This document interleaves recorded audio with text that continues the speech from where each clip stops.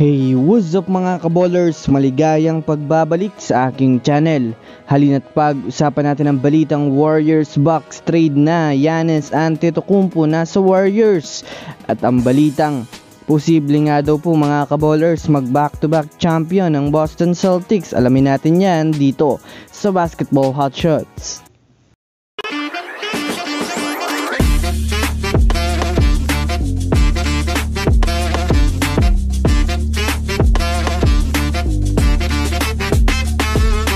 Una nga muna tayong dumako mga kaballers sa balita patungkol sa posible nga daw po mga kaballers mag back-to-back champion ang Boston Celtics.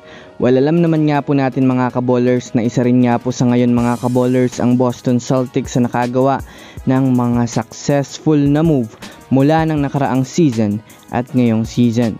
Hindi nga po mga kaballers pinabayaan ng Celtics na malagasan sila ng kahit isang mahalagang player bagkos.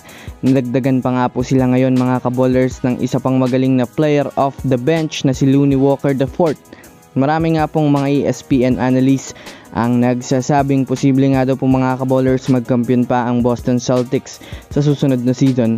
Ito ay dahil na rin naman sa kompleto nga po ang kanilang championship lineup at bukod pa dyan mga kaballers nananatiling healthy nga po ang kanilang mga best players at nagpapalakas pa upang madepensa nila ang kanilang titulo next season. Kaya labas mga kaballers, naniniwala ba kayo na makukuha ng Boston Celtics ang back-to-back champion next season?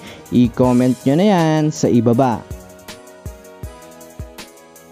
Samantala, dumako naman tayo mga kaballers sa balita patungkol sa inilabas na trade proposal ng mga analyst upang mapunta si Giannis Antetokounmpo sa Golden State Warriors.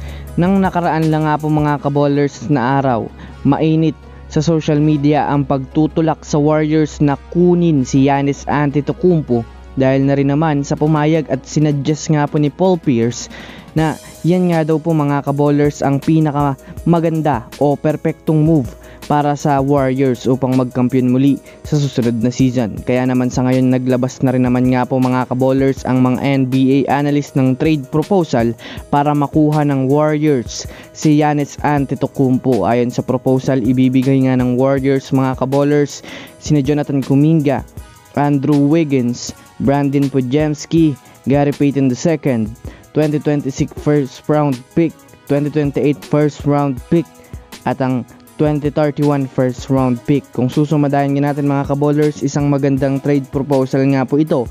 Ngunit hindi nga po ito mga kaballers basta-basta lang mangyayari dahil priority nga po ng Milwaukee Bucks na maging franchise player nila itong si Giannis Antetokounmpo. Ngunit magdedepende nga ito mga kaballers sa magiging desisyon ni Giannis Antetokounmpo kung gugustuhin niya nga po mga kaballers na mapunta sa koponan ng Golden State Warriors at makakampi si Stephen Curry.